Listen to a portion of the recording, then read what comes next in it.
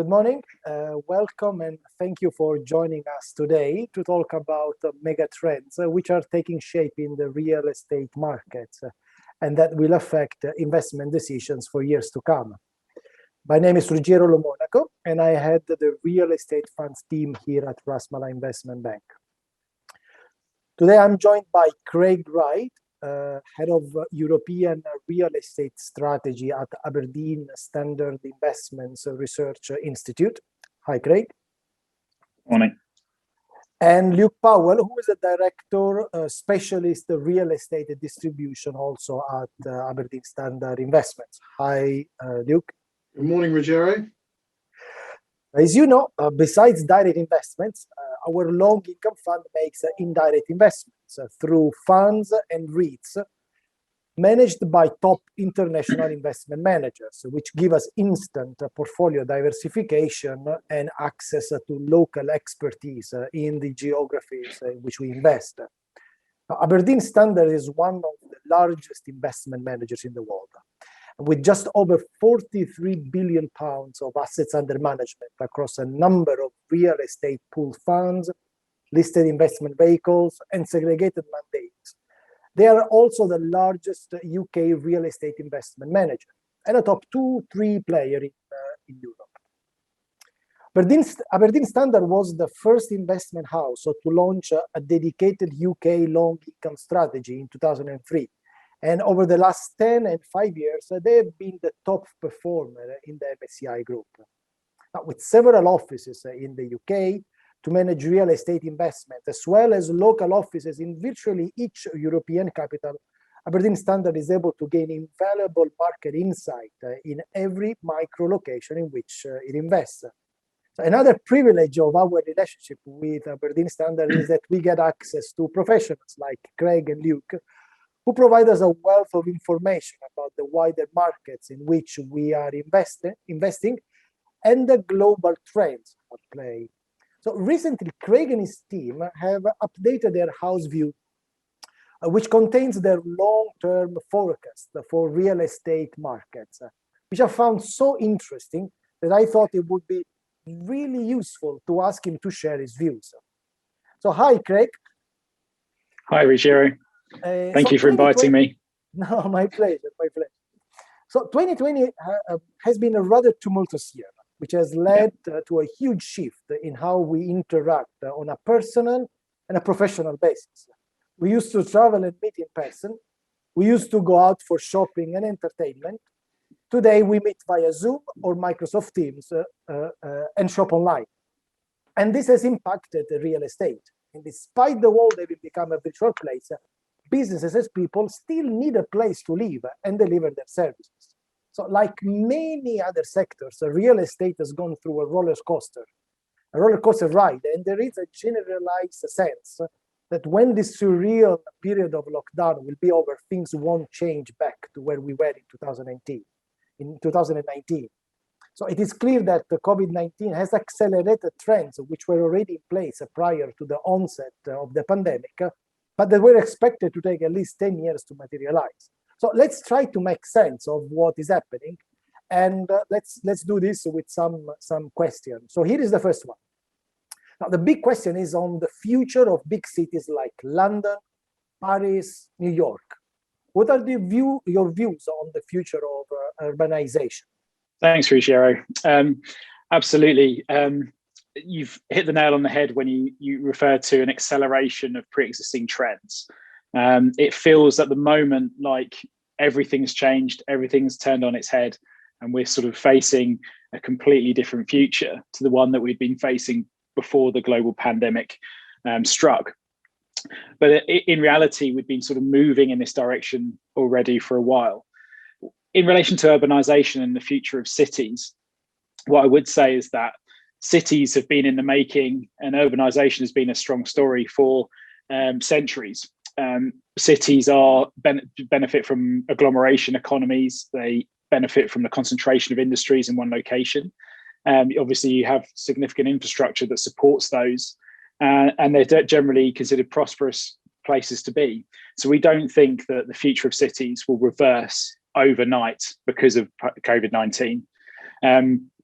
we feel that actually what we will see is a more nuanced evolution of cities, driven by what people want and by new policy that focuses more on health and well-being, and supporting the prosperity of people and their lifestyles. So, we don't think there's a complete reversal of that trend. And indeed, the UN predicts that 2/3 of the world's population will be in cities in 2050. And we think that will still probably happen because of the appeal of urban environments. However, the status quo won't be the same. Things will change. And if we take Paris, for example, it's a good example potentially of what we might see more of. Now, the city centre of Paris, so the very urban core, has been shrinking in terms of its population size for the last decade. But what has been growing is the metropolitan area of Paris. So the population growth around the city centre has been rising. And that's been driven by affordability issues in the core locations, in the core centre, Airbnb squeezing people out into the fringes, and housing development projects also being focused around the city centre. So we feel that within the urbanisation story, there will be a more nuanced evolution of urbanisation, where people are more focused on being outside of the most dense areas, but being able to access them for work if they need to, but being able to be closer to parks and to less dense areas. So we feel that will be a key trend we need to pay attention to when we're looking at real estate generally. The last thing I would say is on this topic is that it's something that's evolving, and we won't know exactly how it ends. No one does know how the urbanisation trend will end. But what we're doing is we're trying to put cities into certain buckets, and then trying to understand which of those cities are best placed to be the most prosperous cities globally. So we've created 3 groups of global gateway cities, national core cities, and suburban growth cities.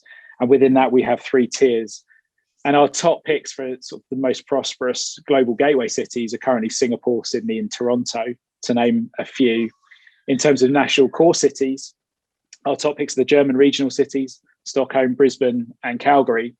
And the US regional sort of decentralized cities make up the strongest prospects for the suburban growth cities. So that's a view that's evolving. We're going to produce more thought leadership in that space. And we look forward to sharing those views in due course. So the second topic at the moment is the increased focus on ESG among real estate investors. What are your views on this, and how are you practically implementing ESG in your investment decisions? Absolutely. This is another significantly growing area of interest across the investment community, and particularly at Aberdeen Standard Investors. I believe that we are a leader in this space, and it's a very strong core in our ethos as a business. We've signed up to the Paris Accord to become carbon neutral by 2050. And as a house, we have certain approaches that means that we meet the bare minimum requirements set by local and national authorities. And we're also put the client at the heart of our process in this respect, in that we have something called the impact dial, where we sit down with our clients and make sure that we're fulfilling their ESG requirements. So ESG is essentially moving from an isolated tick box on a sheet of paper in underwriting to being embedded in everything we do from our clients upwards. And it's manifesting itself significantly within the real estate industry. And that's a combination of probably 3 things, in that it's the right thing to do to embed ESG, but it's also it can help you find green premiums, so buildings that will perform better for you because they have good criteria, they have lower costs, and they're more appealing to occupiers and to investors. So they benefit from that perspective. But it's also about the third thing about avoiding brown discounts. So essentially, that's increasing regulation, targeting poorly designed or very inefficient buildings. And so having ESG embedded at the core can help you benefit from the advantages of ESG, but also help you avoid costly mistakes with increasing regulation. A good example of that is in Germany, where the government is bringing in new legislation, which means that there's a new CO2 tax to be levied on emissions from apartments.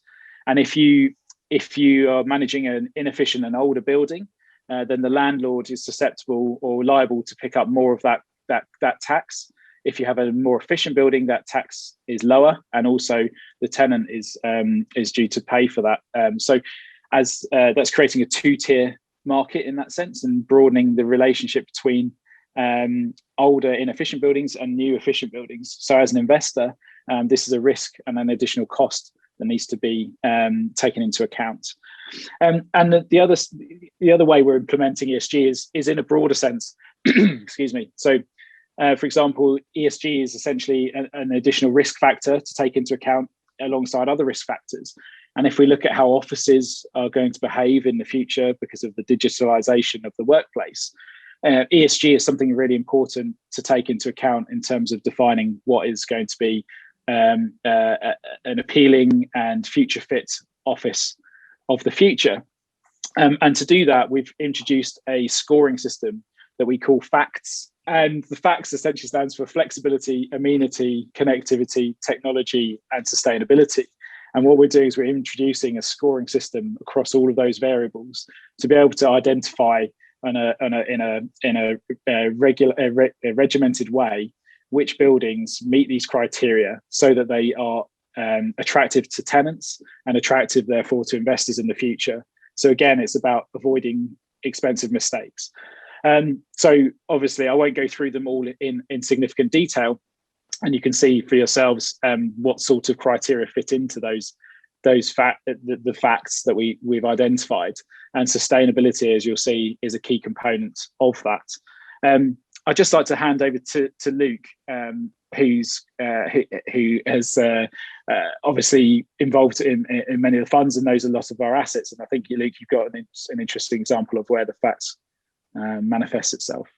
Thanks, Craig. So I think one thing that you said was that this trend for modern, well-configured, well-located offices is something that predated this COVID-19 crisis. So it has really been an acceleration of that pre-existing trend. And as Craig has said pretty clearly, we believe that there is this polarization in the office market between space that conforms with all of these new requirements, that is extremely ESG friendly, that is future fit, as we say, which is space that will continue to be appealing to occupiers. And on the other hand, poorer quality secondary space that doesn't meet all of these new criteria, which will struggle in the new post-COVID landscape. So we've got numerous examples, but one that I think is quite interesting is an office that we've developed in the Farringdon area of London, which is in the Midtown area, situated between the city and the West End. And it's a converted warehouse with lots of exposed brick, giving it that modern, edgy industrial look that appeals to many modern occupiers. It's near Farringdon Station, which is obviously an existing underground station, but also going to be one of the main stations for the new Crossrail initiative, which is going to characterize London when it's ready. And culturally, this is a very, very trendy area. Lots of interesting bars and restaurants in the area. So good, thriving cultural life. So the building itself is something that's got plenty of space, a generous amount of shared space, high quality meeting rooms, lots of natural light, very high specification, meeting all the modern ESG requirements. And as I've said, it's not just about being environmentally friendly, it's also about meeting all of these other criteria. So with all the amenities in the area, this is a very interesting area from a social perspective. So, this is something that we've been looking at for quite some time, but I think it's a trend that has been accelerated by the COVID crisis. Understood. Excellent. Now, indeed, this is the very important fact that these days when we invest, we need to be very discerning on the sectors, and we need to really specialize in the sectors. So what about the demand of logistic assets and the rise of e-commerce? I was looking at your presentation, and again, this slide really caught my my attention, especially that you put a trolley for the e-commerce, like hinting that maybe even groceries are becoming an e-commerce story. Absolutely. Yeah, logistics is the one sector that investors have really zeroed in on. They've really focused on being the major beneficiary, so to speak, from the upheaval in the way that we live. But again, as Luke referred to just then, many of the trends we see now are just an acceleration of what was in place previously. So e-commerce sales, for example, have leapt 6 years into the future in just a matter of months, from being, say, 5 to 10% of retail sales to 25 to 30% at the maximum in some countries, because of the limitations around movement. And so that's taken a trend that was slowly evolving or into something that's rapidly changed overnight. So essentially, that's been one of the major drivers of the appeal of logistics, because supply chain restructuring needs to take place to facilitate the new way that we are consuming goods, and that's a global trend. It's more advanced in some economies than others, but it's something we see globally and we think will continue to evolve globally as well. So that's been the major cornerstone of the evolution of the appeal of logistics over the last year. However, there's other elements that are taking place and that have accelerated since COVID came in as well. And one of those is nearshoring, where we're seeing supply chain risk and the inability to get all of your components together to create a completed a machine or a product is more challenging, and that's had a major disruptive impact on supply chains. So what we're seeing is an increase potentially of nearshoring, so manufacturing moving closer to where the consumers are, and that's being facilitated by things like 3D printing. So labour costs are no longer so important to be focused on. So lower cost labour in emerging markets is not necessarily as important as it used to be. And if you can reduce your supply chain risk by being closer to your end consumer, then that's a really strong argument. But again, it's something that hasn't come as a result of COVID, but it's been accelerated by COVID. We saw Jaguar Land Rover, for example, they couldn't issue their completed vehicles because they didn't have any key fobs, which were stuck in China. So they had to ship them over by airplane in suitcases to be able to issue the vehicles to their customers. Now, if you're Jaguar Land Rover, you'll probably say, well, we can't have that happening anymore. We have to have those key fobs on site. So we're going to change the way that we work in that respect. And then the third part of that is probably new, and that is the inventory building. So, the focus has been on just-in-time manufacturing and getting that good to consumers at rapid speed. But now the emphasis has moved slightly more towards the certainty of distribution. So I want to know for sure that I'm going to be able to deliver those products. So I'm going to store more of it on site. So that's also adding to the demand drivers behind the logistics market. So that's obviously been appealing to investors, and we've seen really significant levels of investment flow into logistics, particularly in the States and in Europe, and that's putting pretty intense pricing pressures on logistics property. But it's a structural trend. It's a structural uplift in demand, and we think it's something that's going to be in place for a long time, and again evolving. And as you said, Ruggiero, online grocery sales are going to be rising significantly as well from here, and we're seeing much more of that. And indeed, we do that ourselves. It's nuanced, and we need to understand what's going on underneath the bonnet of logistics to really make sure, again, we don't make mistakes when asset values are rising so much. But certainly not every tenant or not every building will benefit from this. So we really need to understand the local micro details of each deal. And I think, Luke, you're going to comment on one of the assets again, where we have some insight here. Yeah, well, it's an asset that is in our European long income real estate fund, a fund that you know very well, Ruggiero. Of course, we are investing into it. Yeah. Exactly. So it's an asset that we purchased at the height of the COVID crisis in Eindhoven in the Netherlands. So an extremely strong location from a logistics perspective, with a good local tenant that is active in the groceries market. And I think, you know, what has become apparent to us during this crisis is the centrality or the resilience of the grocery sector in this troubled retail landscape. And I know that Craig will talk more about that in a minute. Obviously, groceries has been phenomenally resilient.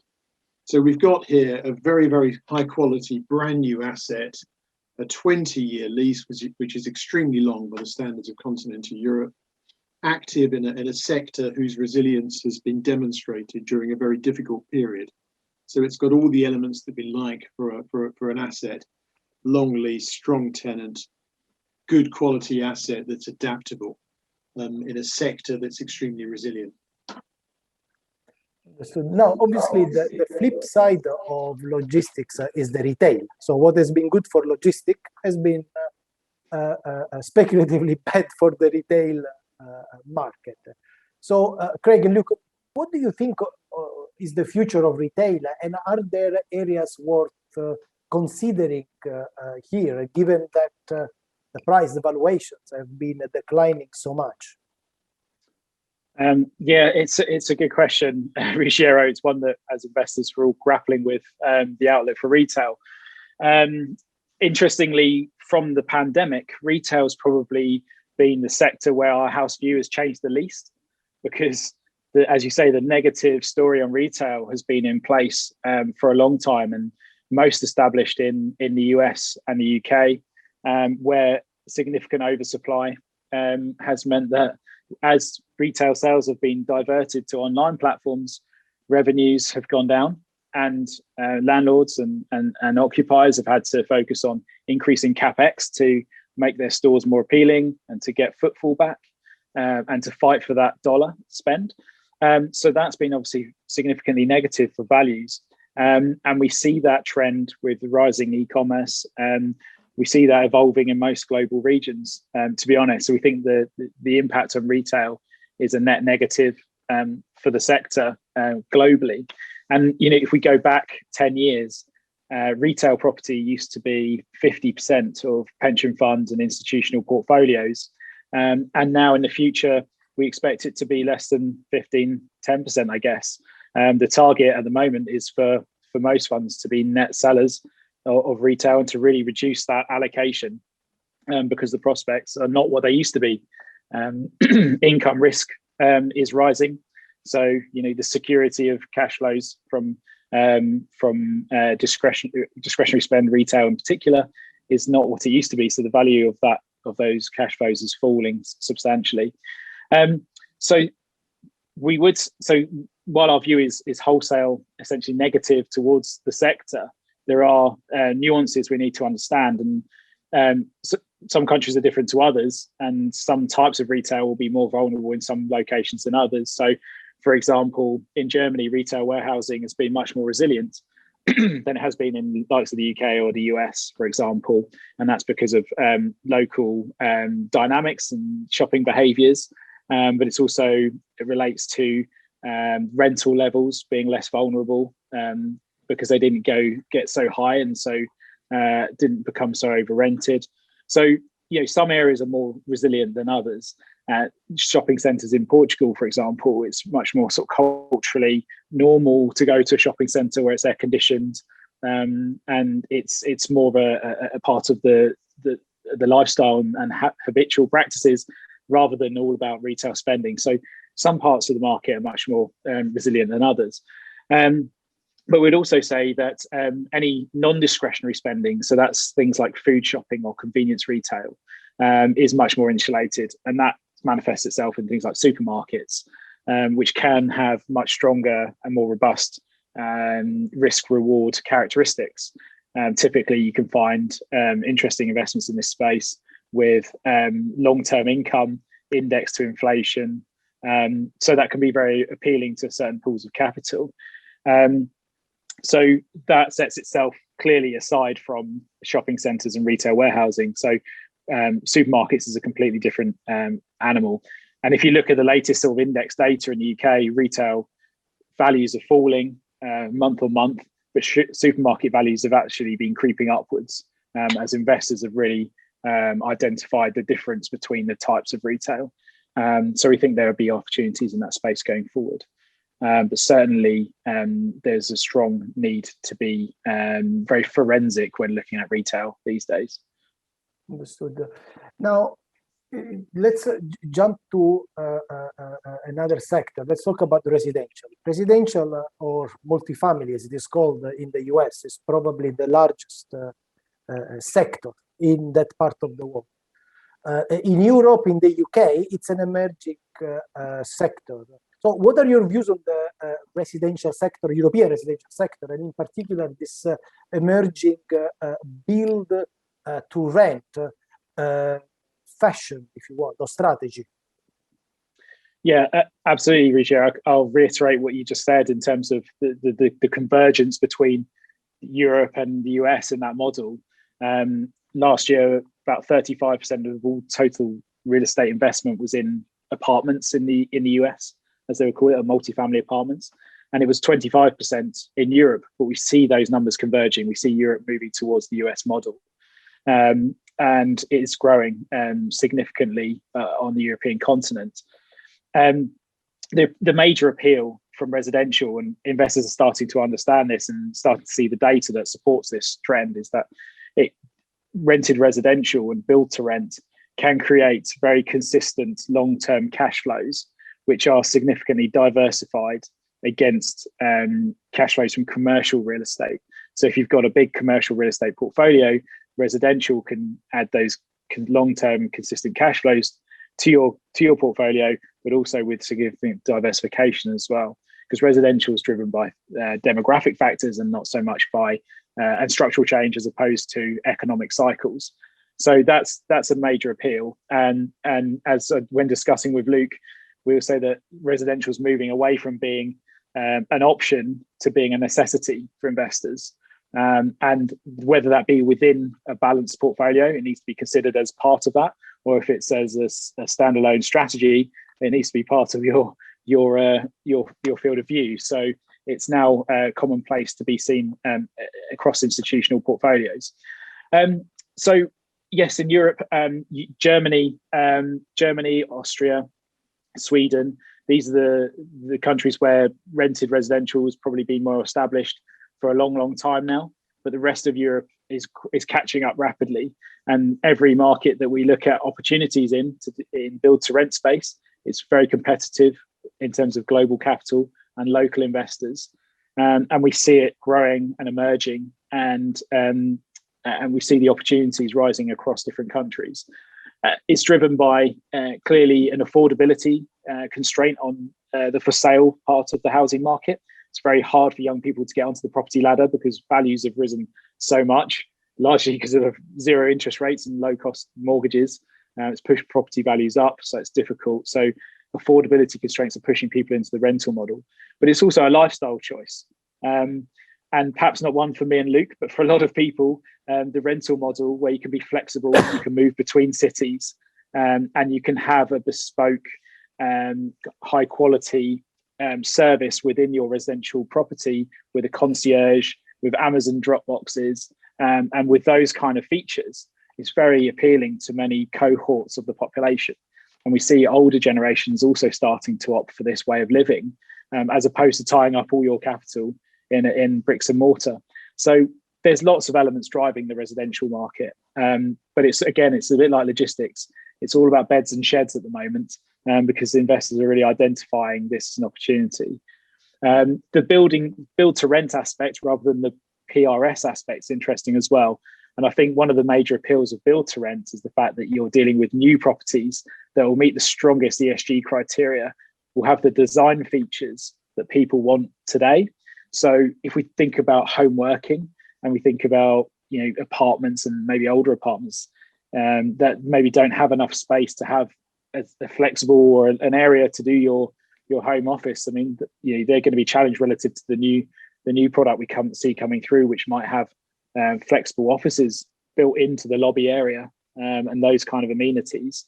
So it's an evolving sector, but buying new modern apartments and developing those has a lot of appeal. And I think occupiers and therefore investors will be interested in this part of the market for a long time. Great. I'm cognizant of the time. So one last question before we wrap it up. Before the crisis, your Nasiri was already recommending clients to explore the alternative sector to secure long income assets. Now, which areas would you recommend investors pay attention in a post-COVID world? So alternatives, again, a bit like residential, were coming into the mainstream. Investment volumes, as you can see from this slide, have been rising year on year into the alternative space. And here the definition is hotels, senior living, care, student accommodation and car parks. But actually it's much broader. And we see investors looking at things like bakeries, for example, as an option. So the alternative space can be very varied and can, like residential, bring in genuine diversification and long-term cash flows. So at the moment, we probably think the best and most interesting areas to look at are senior living, where you can have a long-term lease with an operator. We see that's an emerging area that's growing, and we think there's good opportunities there. Care is also interesting as well, but investors need to be aware that it's much more operational. The risks are with the provider, but it can also be interesting. We see strong tailwinds behind that area with the increased interest in well-being and ESG generally. Probably the last piece is probably data centers, and it's a hard area of the market to act on and to find good investments. But certainly investors are looking in that area. The model is evolving. We definitely see more opportunities there, and there can be some attractive returns from that part of the market for if you're interested in long-term stable cash flows. Student accommodation is clearly going through a difficult period at the moment, but in the long term, a bit like hotels, also might offer good opportunities.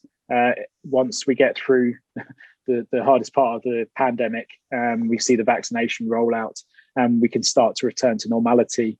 But at the moment, we would be a bit more cautious in those areas. Luke, anything you'd like to add on alternatives and long income space? Yeah, well, this is something that I know that we've spoken about at length, Ruggiero, in the past, that clearly the alternative sector, as you say, has long been a happy hunting ground for long income strategies. And one thing that we always think it's important to emphasize is that although in the long income space, investors are primarily looking for the length of lease, the duration, and they're looking for a strong tenant that is always going to be resilient, it's very, very important not to neglect the underlying real estate fundamentals. You can't separate a long income asset from the underlying real estate market. So we always target something that is still underpinned by those strong supply and demand dynamics in the occupier space. So not only does it provide you with that added layer of security, because even the strongest tenants can get into difficulties, and you always need to have a plan B. You always need to have an alternative tenant if something goes wrong. But it's also easier, we find, to extend the lease length with our tenants when we know that they want to stay in that property, where they know that there's something fundamental about the location that attracts them. And I think the other thing to note here is that, clearly a long lease asset only remains long as its lease is long. And if there comes a point where you need to sell it because its lease is too short, you want to be certain that you have a potential buyer for that asset, which means you need something that is underpinned by value, that is attractive to occupiers. So we always need to have that second life, as is a phrase that Craig uses, that second life for the asset. So that alternative. So just to cite one example, once again, it's in the European Long Income Real Estate Fund in which you're invested. It's an asset that we have in Norway. It's in the centre of Oslo. It's a school, so it's actually let to the city of Oslo and therefore the Norwegian state. Extremely strong tenant, AAA, but it's a wonderfully located, a magnificently situated asset in a very striking building. And you look at that building and think, well, plan A is that the school stays there just as they have been for 100 years.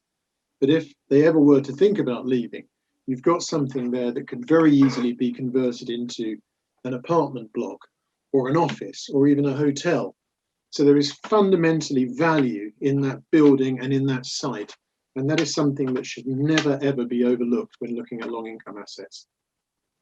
So we know where we will retire, me, you, and Craig.